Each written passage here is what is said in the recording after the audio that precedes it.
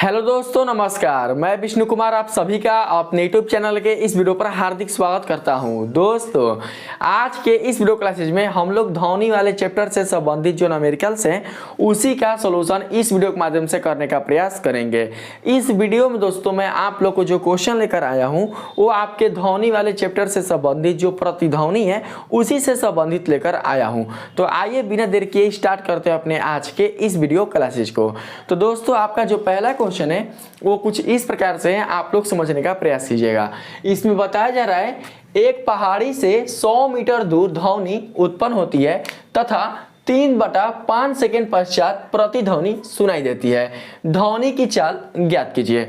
दोस्तों, जो पहाड़ी की जो दूरी है वो कितनी है? वो 100 मीटर है। एक पहाड़ी से 100 मीटर दूर ध्वनि उत्पन्न होती है तथा इसकी जो प्रतिध्वनि है वो 3/5 सेकेंड के पश्चात सुनाई देती है। तो आपको बतानी है कि आखिर जो ध्वनि की चाल है वो कितनी है। तो जो आपके पास दिया हुआ है उसी को हम लोग यहाँ पर उतार लेंगे।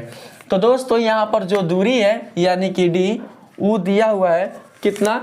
तो 100 मीटर। तो उससे हम लोग यहाँ पर उतार लेंगे 100 मीटर तथा यहाँ जो आप 3/5 सेकेंड देख रहे हैं ये आपका हो जाएगा समय यानी कि टी। तो टी बराबर हम लोग यहाँ पर ले लेंगे 3/5 सेकेंड। ज्ञात करना है ध्वनि की चाल। चलेंगे, चूंकि सूत्रानुसार मैंने आप लोग बताया था ना कि आपके प्रतिध्वनि के लिए जो फार्मूला होता है वो क्या होता है? तो वो होता है दोस्तों इस प्रकार से। देखिए, यानी कि आप जानते हैं कि चाल बराबर क्या होता है? दूरी बटा समय। तो अगर हमें ध्वनि की चाल निकालनी है तो उसके लिए हम लोग क्या लिखते हैं? ध्वनि की चाल, यानी ध्वनि की चाल को हम लोग सूचित करते हैं वही से, ठीक है।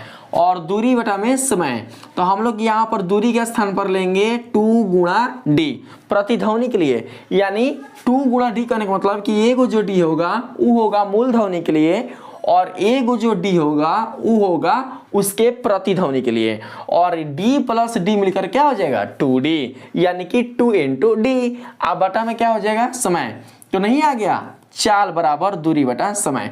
तो उसी को हम लोग क्या करेंगे? यहाँ पर लिखेंगे, यानी वही बराबर हो जाएगा 2 गुने डी बटा टी, ठीक है, बराबर 2 गुने डी कितना है? 100 मीटर। तो यहाँ पर लिखेंगे 100 मीटर बटा जो समय है वो कितना है? 3/5 सेकेंड। तो यहाँ पर बटा है तो सिंपली रूप से इसे लिख दीजिए 3/5 सेकेंड। नहीं हटेगा तो हम लोग क्या करेंगे? इसको इधर लिख देंगे तो आप निकाल सकते हैं। देखिए ध्यान से, इधर मिटा के हम लोग लिख सकते हैं 100 दूनी 200, तो हो जाएगा 200 मीटर।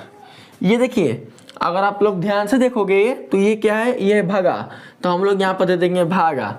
यहाँ हो जाएगा 3/5 सेकेंड बराबर 200 मीटर। ये भागा को हम लोग गुना में ट्रांसफर कर देंगे तो 5 चल जाएगा ऊपर और 3 आ जाएगा नीचे, ये हो जाएगा सेकेंड। तो बराबर में आप देख सकते हैं कि अगर हम कटाना चाहें तो नहीं कटेगा तो छोड़ देंगे। 5 दूनी के हो जाएगा 10 और 2 0 तो 1000 बटा में हो जाएगा 3, हो जाएगा यहाँ पर मीटर प्रति सेकेंड। अगर दोस्तों हम लोग भाग दें तो ये कुछ आएगा इस तरीके से, यानी 333 पॉइंट कुछ आएगा। तो ओनली फॉर हम लोग क्या करते हैं? 333 ही लेकर चलते हैं। तो 333 मीटर प्रति सेकेंड, और यही दोस्तों आपका हो जाएगा आंसर, ठीक है। अब हम लोग चलते हैं प्रश्न नंबर 2 पर। देखिए, इसमें बताया जा रहा है एक पहाड़ी से कुछ दूरी पर एक तीव्र ध्वनि वाले पटाखे से उत्पन्न ध्वनि की प्रतिध्वनि एक व्यक्ति 6 सेकंड बाद सुनता है, ठीक है। यानी पटाखे से उत्पन्न जो उसकी प्रतिध्वनि है उसी को दोस्तों वो 6 सेकंड बाद सुनता है। उस व्यक्ति से पहाड़ी की दूरी निकालिए। मेरी बातों को ध्यान से समझिएगा जो इस क्वेश्चन के माध्यम से आप लोगों को बताया जा रहा है। इसमें बताया जा रहा है एक पहाड़ी से कुछ दूरी पर एक तीव्र ध्वनि वाले पटाखे से उत्पन्न ध्वनि की प्रतिध्वनि एक व्यक्ति 6 सेकंड बाद सुनता है। उस व्यक्ति से पहाड़ी की दूरी निकालिए। यानी आपको डी बतानी है, जो डी है ना उसी को दोस्तों आपको बतानी है। तो यहाँ पर देख सकते हैं कि हम लोग चाहे तो लिख सकते हैं क्या? यहाँ बोला है उस व्यक्ति से पहाड़ी की दूरी निकाली है। तो यहाँ पर लिखेंगे चूंकि पटाखे की ध्वनि सुनने में लिया गया समय बराबर 6 सेकेंड तथा हवा में ध्वनि की चाल बराबर 340 मीटर पर सेकेंड, इसलिए प्रतिध्वनि के सूत्रानुसार देखिए दोस्तों, हमने ये जो लिया है ना हवा में ध्वनि की चाल कितना, तो दोस्तों हमने यहाँ पर हवा में ध्वनि की जो चाल है यानी हवा में ध्वनि जो चाल है वो लिया है 340 मीटर पर सेकेंड। तो वो आपके क्वेश्चन में ही ऑलरेडी दिया हुआ है, ठीक है। तो इसीलिए हमने यहाँ पर लिखा था हवा में ध्वनि चाल 340 मीटर पर सेकेंड। तो प्रतिध्वनि के सूत्र अनुसार तो क्या होता है जो मैंने आप लोग को अभी यहाँ पर बताया, तो उसी को हम लोग क्या करेंगे यहाँ पर लिखेंगे, यानी हो जाएगा वही बराबर 2 गुना डी। तो डी हमें पता नहीं है तो यहीं पर लिख देंगे, अब बटा हो जाएगा आपका टी, इस तरीके से। फिर वही, अब उसके बाद बराबर में हो सकता है आप लोग को नीचे नहीं दिखे तो इधर दिखिएगा, तो वही का मान दिया हुआ है, ध्वनि चाल दिया हुआ है 340 मीटर पर सेकेंड और गुना में टी को उधर ट्रांसफर कर दीजिए तो टी कितना है 6 सेकेंड, तो इधर लिख देंगे 6 सेकेंड, आप बराबर में हो जाएगा 2 गुना डी। यहाँ से क्या करेंगे हम लोग कटाने का प्रयास करेंगे। देखिए ये हो जाएगा 2 2 तिहाई 6 कट जाएगा ना 3 बार में, तो इसलिए अगर हम दूरी लेना चाहें तो इसलिए d बराबर हो जाएगा कितना, तो यहाँ पर 34 को 3 से गुणा कर देंगे तो आ जाएगा 4 तिहाई 12 के 2 हासिल लगा 1 तितरी के 9 से लिया 10, ठीक है। आए को जीरो यहाँ पर उतार देंगे तो 1020 मीटर और यही आपका हो जाएगा आंसर, ठीक है। ये आपका 2 नंबर खत्म हुआ। अब क्या करते हैं हम लोग तीसरे पर चलने का प्रयास करते हैं। बताया जा रहा है एक गोताखोर ए समुद्र के अंदर एक दूसरे गोताखोर बी को जो उससे 3 किलोमीटर की दूरी पर है ध्वनि संकेत भेजता है। आपको बताना है बी उस ध्वनि को कितनी देर बाद सुनेगा। दोस्तों इस क्वेश्चन में आप लोग को बताया जा रहा है कि समुद्र के अंदर 2 गोताखोर है जो एक दूसरे से क्रमशः 3 किलोमीटर की दूरी पर स्थित है। इन दोनों गोताखोरों में से जो पहला गोताखोर है उसका नाम है ए और जो दूसरा गोताखोर है उसका नाम है दोस्तों बी। तो यहाँ पर क्या हो रहा है कि जो गोताखोर ए है वो क्या करता है कि समुद्र के अंदर स्थित जो दूसरा गोताखोर बी है उसे ध्वनि संकेत भेजता है। तो आपको बताना है कि गोताखोर ए द्वारा गोताखोर बी को भेजे गए जो ध्वनि संकेत है वो कितनी देर के बाद सुनाई देगी, यही दोस्तों आपको बताना है। तो आप देख सकते हैं कि यहाँ पर गोताखोर ए और गोताखोर बी के बीच की जो दूरी है वो है दोस्तों 3 किलोमीटर। अगर हम बात करें समुद्र में ध्वनि की चाल का, क्योंकि चाल तो चाहिए, तो दोस्तों जिस समुद्र में इन लोग हैं उस समुद्र में जो ध्वनि की चाल है वो दिया हुआ है कितना, 1500 मीटर पर सेकेंड। हालांकि थोड़ा बहुत बढ़ भी सकता है घट भी सकता है, लेकिन इस क्वेश्चन के लिए समुद्र में जो ध्वनि की चाल है वो दिया गया है 1500 मीटर पर सेकेंड।